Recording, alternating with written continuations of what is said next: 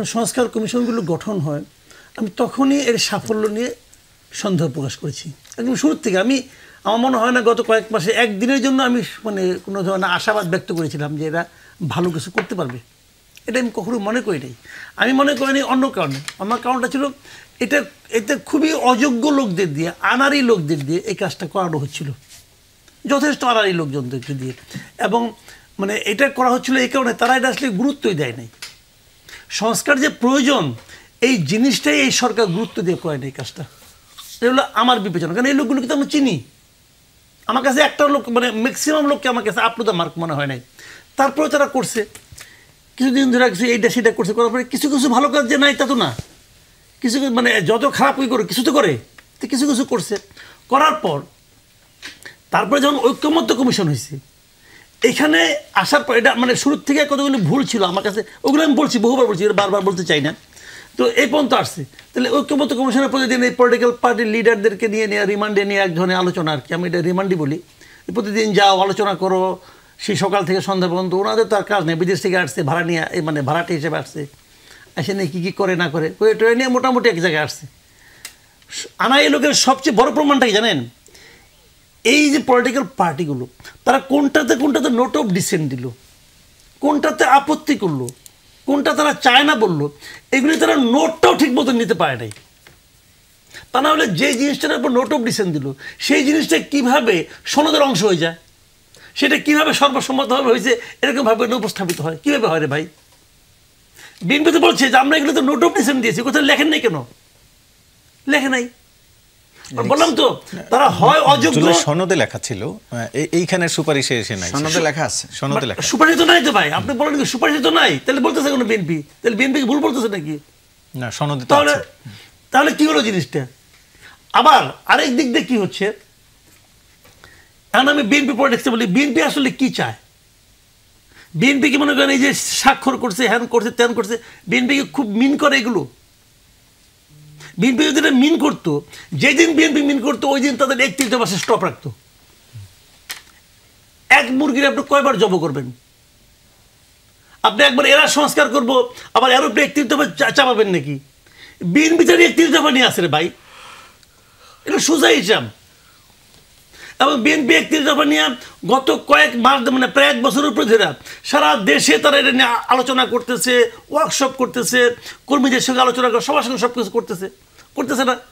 তাহলে তো যদি তারা এটার মধ্যে এত সিরিয়াস হইতো, তারা যদি এই সংস্কার নিয়ে এত সিরিয়াস থাকতো, তাহলে তো ওটা স্টপ রাখতো যে ভাই একই কাজ তো 2বার করার দরকার নাই। করতেছিল কেন? তারা তাদের 31 দফার মধ্যে আছে, এবং 31 দফার সেখানে অনেকগুলো মিলও আছে, কিছু একদম যে অমিল তা তো না, কিছু মিল তো আছেই। সেগুলো তো একটা ইস্যু। এখন বিএনপি তাহলে বলেন যে এতক্ষণ তারা সব কী কারণে হলো রাজি, এটার কারণ ওই একটাই, তাদের মূল বক্তব্যটা হলো ভাই ইলেকশনটা দাও। এখন ইলেকশন দেওয়ার আগে ওই যে দেখেন না, আপনি দেখেন অনেক সময় কিন্তু ওই যে বিয়ের যখন অনুষ্ঠান হয় না, ও দুই পক্ষের মধ্যে হ্যাবে কিন্তু মারামারি আরম্ভ হয়ে যায়, এইটা নিয়ে ওইটা নিয়ে, এটা নিয়ে, খাওয়া নিয়ে, অনেক কিছু নিয়ে, গয়নাপত্র নিয়ে অনেক মারামারি হয়। কিন্তু তখন করে কি, ছেলের পক্ষ থেকে ছেলে একটা ছোট্ট চিটকুট পাঠায় মেয়ের কাছে, এগুলি হোক, বিয়েটা হলে দেখবে সব ঠিক হয়ে গেছে। বিএনপি হলো ওই চিরকুট, ইলেকশনটা হোক, এর আগে মারামারি টারামারি যা বলবা হ্যাঁ হ্যাঁ, ওই ছেলে লিখে দেয় তোমার বাপকে বলো, যা বলে হ্যাঁ হ্যাঁ করতে বলো, নিমু তো আমি, সমস্যা নাই কোনো। তো বিএনপি হলো ওই ফরম্যাট, যারা বলতো সব রাজি, ইলেকশনটা ব্যয় করো। ইলেকশন করার পরে আমি তো বিএনপির হিসাব আর কি, আমি তো ভাই ক্ষমতায় আসুম, তখন আমি দেখবো নি আমার কি করতে হয়, তখন যেটা আইনে বলে সেটাই আমি করবো। কাজে আলটিমেটলি আমার বিবেচনায় এইটা ভাই একটা কিছু হইল না, এই যেটা করছে জাস্ট সময় হয় কি জিনিসটা আমি বলি আপনাকে, শুনেন, আপনি কত বড় জ্ঞানী এটা ইম্পর্টেন্ট না, ইম্পর্টেন্ট হলো আপনি কতটুকু দেশপ্রেমিক। জ্ঞানী লোক ধুরন্ধর চোর হইতে পারে, কিন্তু দেশপ্রেমিক লোক মূর্খ হইতে পারে, চোর হইতে পারে না। দেশপ্রেমটা হলো ইম্পর্টেন্ট। যে লোক এই দেশে জন্ম নিয়ে আরেক দেশের নাগরিকত্ব গ্রহণ করে, যে মুহূর্তে সে আরেক দেশের নাগরিকত্ব গ্রহণ করলো, সেই মুহূর্তে সে প্রমাণ করলো যে একটা কৃষকের চেয়ে সে কম দেশপ্রেমিক। আপনি ইনকাম করেন সমস্যা নাই, ইনকাম করে ডলার পাঠান তাও কোনো সমস্যা নাই, আপনি ওদের নাগরিকত্ব আপনাকে নিতে হবে কেন? নিয়েই আপনি প্রমাণ করছেন যে আপনি বাংলাদেশের নাগরিক হিসেবে পরিচয় দিতে অতটা স্বাচ্ছন্দ্য বোধ করেন না। বেসিক পয়েন্ট আমার এটা ভাই। এবং এই লোক আমাকে শিখাবে দেশ কেমন চলতে হয়, ডক্টর আলী রিয়াজ শিখাবে রিক্সা কেমন চালাতে হয়, ওরা রিক্সাওয়ালা জানে, যে রিক্সায় চড়ে, যে রিক্সা চালানো দেখে, রাস্তা দিয়ে হাঁটে, সে জানে বাংলাদেশের গণতন্ত্র কি হবে, বাংলাদেশের পলিটিক্যাল পার্টিগুলোর শাসন পরিচালনা কিভাবে করতে হবে, এটা ওই বিদেশি লোক শিখাতে পারবে না। তো না বিদ্বেষমূলক বক্তব্য প্রচার করা, ঠিক আছে, বিদ্বেষমূলক বক্তব্য প্রচার করা যাবে না।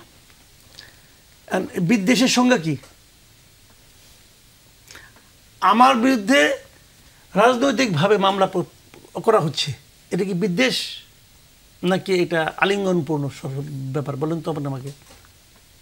এর আগে যখন ডক্টর ইউনূস পাকিস্তান গেলেন, আপনার যুক্তরাষ্ট্রে গেলেন, তখন ওইখান থেকে আমার দেশের প্রতিনিধি ওখান থেকে কিন্তু শেখ হাসিনা বলছে যে জ্বালিয়ে দাও, কি কি অনেক কিছু লিখছে, আমি বলতে চাই না, অনেক কিছু লিখছে। সেই রিপোর্ট হুবহু ছাপা হয়েছে আমার দেশে, সরকারের চোখে পড়ে না। তাহলে আইনটা কার জন্য? যে আইন আপনি বাস্তবায়ন করতে পারবেন না। আজকালকের ভাই অনলাইনের যুগ, কোনো আইন ফেরানো যায়? যে আইন আপনি বাস্তবায়ন করতে পারবেন না, সে আইন করেন কেন? নাকি এটা আপনি ওই কারণে করছেন যে আমি সবাইরে ধরবো না, যারা আমি অপছন্দ করি সে খালি করুক তারা ধরবো, এই কারণে? নাকি এটা মতলবী আইন করছেন আপনি? তো সরকারের মধ্যে এই ধরনের মতলবী আচরণ কিন্তু ভাই আছে। আজকে সবগুলি পত্রিকা দেখলাম, রয়টার্স, আল জাজিরা, এদেরকে কোট করে করে সবাই কিন্তু শেখ হাসিনা পুরো বক্তব্য দিচ্ছে, এই প্রসঙ্গে কি বলছেন, ওই প্রসঙ্গে কি বলছেন, ওই প্রসঙ্গে কি বলছেন দিয়ে দিচ্ছে। তাহলে ওই আইনটা থাকলো কই ভাই? আইনটা উঠাইলন। যদি লাজ লজ্জা থাকে সরকারের, যে আইন সে করছে, যে আইন সে কেউ মানতেছে না, তাহলে ওই আইনটা প্রত্যাহার করা উচিত। এবং এইটা হলো একটা মূর্খের মতো আইন করছে, মূর্খ। কারণ এইটা করছে যে আইন নাকি বাস্তবায়ন সম্ভব না। তারেক রহমানের কথা বলছিল না, তারেক রহমানের বক্তব্য প্রচার করা যাবে না, নির্দেশনা ছিল এই যে বিদ্বেষমূলক বক্তব্য প্রচারের নিষেধাজ্ঞা, ওটা তারেক রহমান নিয়ে তো ছিল। আচ্ছা, প্রচার করলে কি হয়? মানে কিছু লোক শুনে, এই তো তার মানে তারেক রহমানের কথা প্রচারও করা যাবে না, শোনাও যাবে না। তো বিএনপির প্রতিদিনের যে মিটিং হতো, মিটিং হতে তারেক রহমান যে থাকতো ইয়েতে, এরা শুনতো না, কোনো নিউজ তো প্রচার করতো না, কোনো নিউজ প্রচার করলে কি, নিউজ প্রচার করলে কি হয়? কিছু লোক শুনে করতো না, সেটা কিছু লোক শুনে। তো তারেক রহমানের নিউজ প্রচারের কারণে তো আপনার 21 টিভি বন্ধ করে দেওয়া হয়েছে। নিউজ প্রচার মানেটা কি?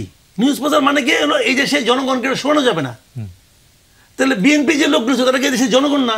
আপনি যে প্রত্যেকদিন শেখ হাসিনার পক্ষে বলতেছেন, আপনাকে তো নিষিদ্ধ করে দিচ্ছেন ভাই। এটা পক্ষে পড়ার জন্য আলোচনা নাই তো, আলোচনা হচ্ছে গিয়ে তার কথা প্রচার করা যাবে না, তার বিদ্বেষমূলক কথা প্রচার করা যাবে না। তো সে যে আজকে বললো যে আমি রাজনৈতিক মামলা হিসেবে রাজনৈতিক, এটা কি বিদেশমূলক কথা না? এই যে সমস্ত মানুষ শুনলো, এটা বিদেশমূলক কথা বললো সে, এবং এটা বাংলাদেশের সবগুলি পত্রিকা প্রচার করলো অন্য একটা মিডিয়ার রেফারেন্সে। তাহলে ওই যে আইন জারি করলো, ওই আইনে কি মূল্য আছে ভাই? তাহলে আপনি কেমন সরকার না বুঝে আইন করেন, অথবা আইন ভঙ্গ করলেও আপনার কিছু বলার আপনার এইটা হেডম নাই? নির্বাচনে পার্টিসিপেট করতে না দিলে বয়কট করার বলছে, এটা কি বিদ্বেষ না? আপনাকে প্রশ্ন করছে যে বয়কটের এটা কি হবে সেটা। ভাই আমারে কি প্রশ্ন করছে এটা আমি শুনছি, এই কষ্টের কি অর্থ এটা আমি বুঝছি আমার মতো করে, উত্তর দিচ্ছে আমার মতো করে, আপনার কাছে আমি হেল্প চাই নাই।